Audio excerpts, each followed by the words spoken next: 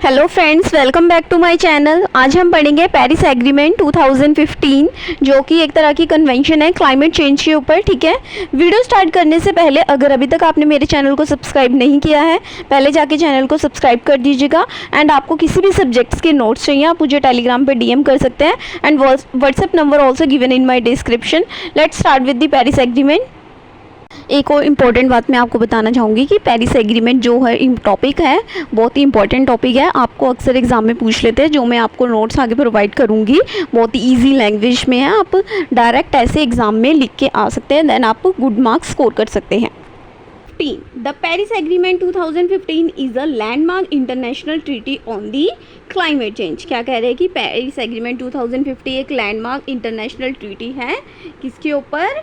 Climate change के ऊपर। ठीक है, adopted under the United Nation framework convention on climate change in the Paris 2015। क्या कह रहे हैं? इस एग्रीमेंट को United Nation framework convention on climate change के अंदर अडॉप्ट किया गया था। ठीक है, that means UNFCCC, that means United Nation framework convention on climate change.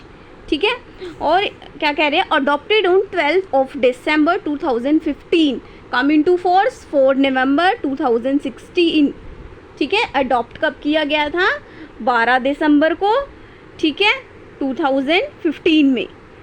ठीक है, बट और कम इन टू फोर्स कब हुई थी? 4 नवंबर को 2016। ठीक है, एक साल बाद, दैट मीन्स। ठीक है, अडॉप्शन की डेट और कमिंग टू फोर्स की डेट आपको अच्छे से याद करनी है। ठीक है, याद रखनी है, एग्जाम में ज़रूर मेंशन करके आनी है। नेक्स्ट किसकी बात करें? Objectives. Limit global warming to well below the 2 degree Celsius. That means Paris agreement का सबसे इंपॉर्टेंट ऑब्जेक्ट ये है कि ग्लोबल वार्मिंग को लिमिट करना। ठीक है, इसका 2 मेजर टारगेट कौन कौन से हैं? इसमें सबसे पहले ये क्या था कि ग्लोबल टेम्परेचर इंक्रीज को 2 डिग्री सेल्सियस से काफ़ी नीचे रखना। ठीक है, सेकंड में क्या था? Try to limit it to 1.5 degree Celsius. That means और कोशिश करना कि टेम्परेचर इंक्रीज को 1.5 डिग्री सेल्सियस से तक की लिमिट से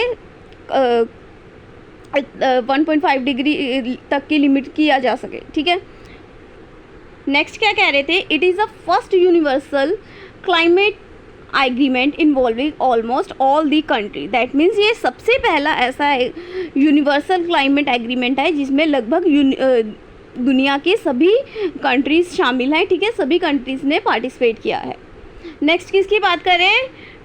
national determined contribution, that means NDCS भी कहते हैं जिसे। ठीक है, इसमें क्या कह रहे हैं? Every country must prepare its own climate change plan. मतलब कि हर कंट्री अपना खुद का क्लाइमेट एक्शन प्लान प्रिपेयर करेगी। Update it every 5 year. ठीक है, हर 5 साल में इस प्लान को क्या करेगी? अपडेट भी करेगी। मस्ट शो प्रोग्रेसिव, मतलब कि हायर एम्बिशन। नए प्लान्स में पहले से ज़्यादा प्रोग्रेस और हाई एम्बिशन दिखानी होगी। ठीक है, bottom up approach, self determined target. ठीक है, इस सिस्टम को और क्या कहते हैं? बॉटम अप अप्रोच भी कहते हैं, क्योंकि हर कंट्री अपना टारगेट खुद डिटरमाइन करती है। नेक्स्ट किसकी बात कर रहे हैं?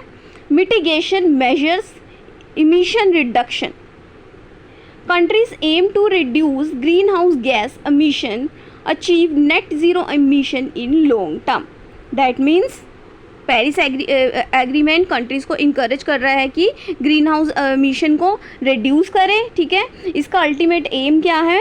ग्रीन हाउस गैस इसको कम करना और लॉन्ग टर्म में नेट ज़ीरो एमिशन अचीव करना। नेक्स्ट किसकी बात करें? Adaptation mechanism help country deal with the flood, drought, climate disaster. इसमें क्या कह रहे हैं कि पेरिस एग्रीमेंट में अडेप्शन मैकेनिज्म भी दिया गया है जो कंट्रीज़ को फ्लड, ड्रॉट और क्लाइमेट डिजास्टर से डील करने में हेल्प करता है। अडेप्टेशन मैकेनिज्म में और किसकी बात करें? Country must prepare a adaptation plan. Countries को अपना अडेप्टेशन प्लान बनाना होगा। और क्या कह रहे हैं कि share knowledge and the strategy. अपनी नॉलेज एंड द स्ट्रेटजी जो भी होंगी वो शेयर करनी होंगी दूसरी कंट्रीज़ के साथ। नेक्स्ट क्या कह रहे हैं? क्लाइमेट फाइनेंस की बात कर रहे हैं। Develop countries must provide the for one financial support to the developing nation. ठीक है, जो भी डेवलप्ड कंट्रीज़ होंगी उसकी रिस्पॉन्सिबिलिटी है कि फाइनेंशियल सपोर्ट प्रोवाइड करे किसको, डेवलपिंग नेशन को। ठीक है, डेवलप कंट्री की ड्यूटी है डेवलपिंग नेशन को प्रोवाइड करे फाइनेंशियल सपोर्ट। नेक्स्ट किसकी बात करें, technology development, promote innovation and technology transfer which help the developing countries adopt clean technology। इसका क्या मतलब है कि इसका मेन ऑब्जेक्टिव क्या है कि technology development and technology transfer, innovation को प्रमोट करना, ठीक है, क्लीन टेक्नोलॉजी का डेवलपमेंट करना एंड डेवलपिंग कंट्री को क्लीन टेक्नोलॉजी अडॉप्ट करने में हेल्प करना। ठीक है, और किसकी बात करें नेक्स्ट में, promote climate education and public awareness and public participation. That means लोगों में क्लाइमेट चेंज के प्रति अवेयरनेस बढ़ाना एंड पब्लिक पार्टिसिपेशन को इनकरेज करना। ठीक है, इन्वायरमेंट प्रोटेक्शन में सोसाइटी की इन्वॉल्वमेंट को बढ़ाना, ये भी पेरिस एग्रीमेंट में बताया गया है। नेक्स्ट किसकी बात करें, ट्रांसपेरेंसी फ्रेमवर्क। ठीक है, country must report emission, report progress including the monitoring and review the system, ensure the accountability. ठीक है, ट्रांसपेरेंसी फ्रेमवर्क में क्या कह रहे हैं कि ये पेरिस एग्रीमेंट में ट्रांसपेरेंसी फ्रेमवर्क का भी एक प्रोविज़न है। ठीक है, कंट्रीज़ को अपने एमिशन रिपोर्ट करने होंगे और अपनी प्रोग्रेस रिपोर्ट सबमिट करनी होगी, मॉनिटरिंग और रिव्यू सिस्टम को भी फॉलो करना होगा। ठीक है, इससे अकाउंटेबिलिटी और ट्रांसपेरेंसी इंश्योर हो जाएगी। नेक्स्ट किसकी बात कर रहे हैं, global stock tech, every 5 year review global progress toward the climate गोल।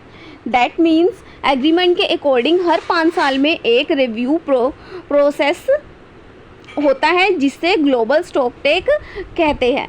ठीक है, दैट मीन्स एग्रीमेंट के अकॉर्डिंग हर 5 ईयर में क्या होता है, एक रिव्यू प्रोसेस होता है जिसे ग्लोबल स्टॉक टेक कहते हैं। नेक्स्ट किसकी बात करें, implementation, compliance and the governing body. ठीक है, establish a compliance committee, non punitive, ठीक है, नो स्ट्रिक्ट पेनल्टीज। इसमें क्या कह रहे हैं कि ये कमेटी पेरिस एग्रीमेंट में इम्प्लीमेंटेशन के लिए एक कंप्लायंस कमेटी बनाई जाएगी। क्या बनाई जाएगी, कंप्लायंस कमेटी बनाई जाएगी और ये कमेटी नॉन प्यूनिटिव नेचर की होगी, नॉन प्यूनिटिव नेचर की होगी और इसमें कोई भी स्ट्रिक्ट एनफोर्समेंट पेनल्टीज नहीं होंगी। Next, conference of parties governing body of Paris agreement. Conference of parties यानी कि सीओपी पेरिस एग्रीमेंट का गवर्निंग बॉडी है। ठीक है, सीओपी याद रखना, कॉन्फ्रेंस ऑफ पार्टीज क्या कहते हैं, कॉन्फ्रेंस ऑफ पार्टीज को सीओपी कहते हैं। पेरिस एग्रीमेंट की एक गवर्निंग बॉडी है। ये एग्रीमेंट के इम्प्लीमेंटेशन और फ्यूचर डिसीजन को सुपरवाइज करती है। ठीक है, नेक्स्ट किसकी बात करें, UNFCCC secretariat support implementation. Final जो यूएनएफसीसी मैंने आपको बताया ना, United Nation framework convention on climate change secretariat है, पेरिस एग्रीमेंट के इम्प्लीमेंटेशन में सपोर्ट प्रोवाइड करते हैं और एडमिनिस्ट्रेटिव फंक्शन को भी परफॉर्म करेंगे। ठीक है, कि पेरिस एग्रीमेंट में जो भी प्रोविजन है उसको अच्छे से इम्प्लीमेंट करें।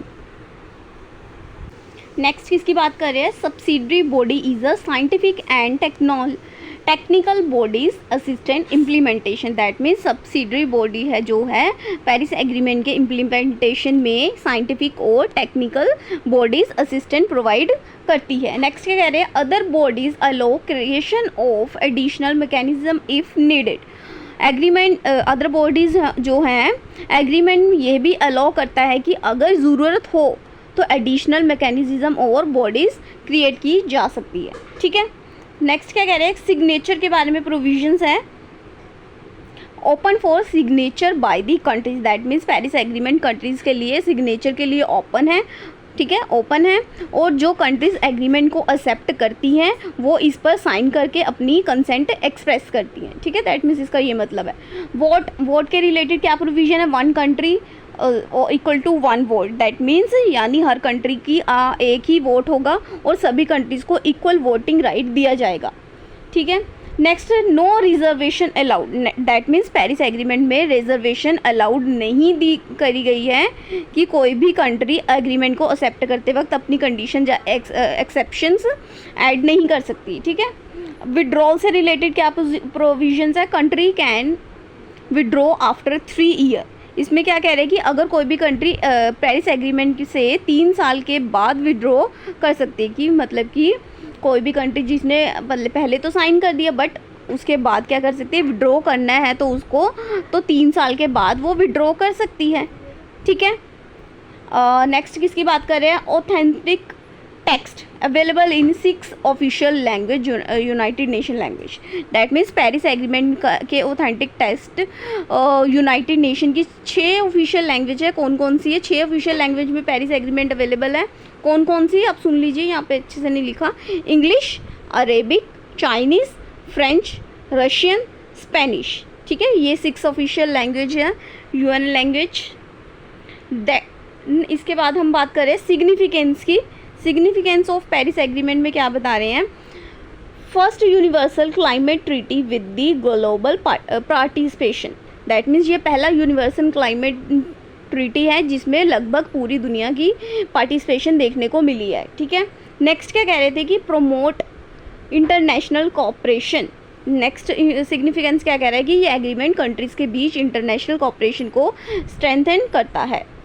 थर्ड सिग्निफिकेंस क्या है, फ्लेक्सिबल बट बाइंडिंग फ्रेमवर्क, मतलब कि पेरिस एग्रीमेंट एक flexible and binding framework provide करता है जहां कंट्रीज अपना टारगेट खुद डिसाइड करती है, जैसे कि हमने पीछे पढ़ा था सेल्फ डिसाइडेड टारगेट से, ठीक है।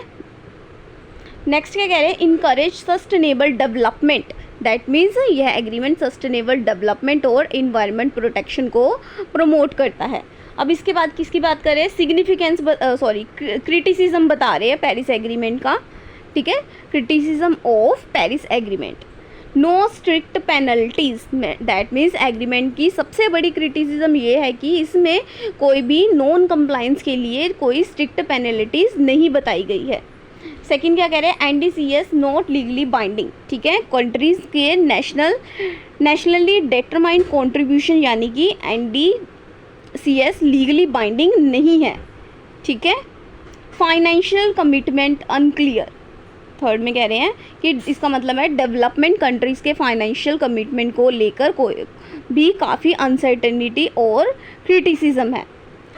फोर्थ में insufficient to meet 1.5 degrees goal, expert का मानना है कि current commitment 1.5 degree Celsius global warming target achieve करने के लिए दैट ये सफिशिएंट नहीं है, ठीक है। जो इन्होंने बात करी है कि टारगेट सेट किया 1.5 डिग्री सेल्सियस वाला, वो ग्लोबल वार्मिंग टारगेट अचीव करने के लिए सफिशिएंट नहीं है।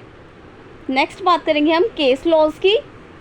फर्स्ट केस लॉ क्या है, Uganda foundation versus state of Netherland. Facts क्या कह रहे हैं, Dutch government fail to reduce green house gas emission adequately, citizen argued it violates their rights, that means क्या कह रहे हैं कि डच गवर्नमेंट ने ग्रीन हाउस गैस एमिशन को एडिक्वेटली रिड्यूस करने में फेल हो गई थी, ठीक है। डच गवर्नमेंट फेल हो गई थी ग्रीन हाउस गैस एमिशन को एडिक्वेटली रिड्यूस करने में, ठीक है। इसलिए सिटीजन ने क्या आर्ग्यू किया कि गवर्नमेंट के एक्शंस उनके राइट्स को क्या कर रहे हैं, वॉयलेट कर रहे हैं।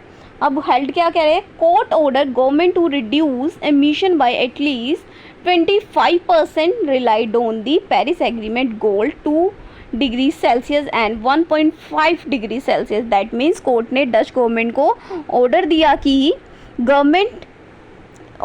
कि ग्रीन हाउस गैस एमिशन को कम से कम 25 डिग्री रिड्यूस किया जाए, ठीक है। और कोर्ट ने अपने डिसीजन में पेरिस एग्रीमेंट के 2 डिग्री सेल्सियस और 1.5 डिग्री गोल्स पर भी रिलायंस किया। नेक्स्ट केस लॉ क्या कह रहा है, केस लॉ का नेम क्या है, friends of the Irish environment versus Ireland. Facts क्या कह रहे हैं, Irish government climate plan was challenge, Irish government के क्लाइमेट प्लान को चैलेंज किया गया था इस केस में, ठीक है। और इसमें हेल्ड क्या हुआ था, plan was cleared inadequate and question, court relied on the Paris agreement commitment, ठीक है। क्या हेल्ड हुआ, कोर्ट ने कहा कि गवर्नमेंट का क्लाइमेट प्लान इनएडुकेट है और उसे क्वेश्चन कर दिया गया। कोर्ट ने अपने डिसीजन में पेरिस एग्रीमेंट कमिटमेंट पर भी रिलायंस किया। नेक्स्ट केस है हीथ्रो एक्सपेंशन केस। इसके फैक्ट्स क्या कह रहे हैं, हीथ्रो एयरपोर्ट एक्सपेंशन चैलेंज।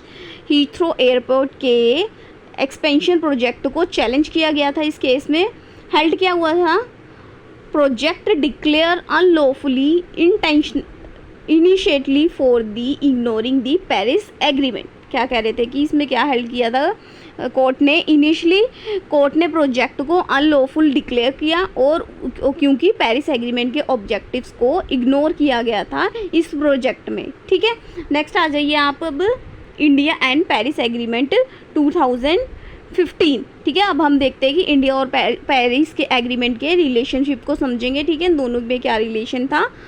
इसमें क्या कह रहे हैं कि Paris agreement 2015 is a global climate treaty adopted under the United Nation framework of the climate change to combat the climate change. ये तो मैंने जैसे आपको बता दिया, पहले ही बता दिया कि ये क्या है, ग्लोबल क्लाइमेट चेंज ट्रीटी है जो कि किस में अडॉप्ट की थी, United Nation framework on climate change में। ठीक है, इसका मेन क्या था, क्लाइमेट चेंज से रिलेटेड कन्वेंशन थी और ग्रीन हाउस एमिशन को कम करना था। India is an important developing country participating and playing an key role in the global climate governance. That means India एक इम्पॉर्टेंट डेवलपिंग कंट्री है जिसने पार्टिसिपेट और इम्पोर्टेंट रोल प्ले किया था किसमें, ग्रीन हाउस क्लाइमेट मतलब कि ग्रीन हाउस गैस एमिशन को भी कम करने में। ठीक है, इंडिया ने पेरिस एग्रीमेंट कब साइन किया था, 22 अप्रैल 2016 और रेटिफाइड कब किया था इसको, 2 अक्टूबर 2016। ठीक है, गांधी जयंती वाले दिन। ठीक है, ये डेट से याद रखिए, साइन और रेटिफाइड की इंडिया की।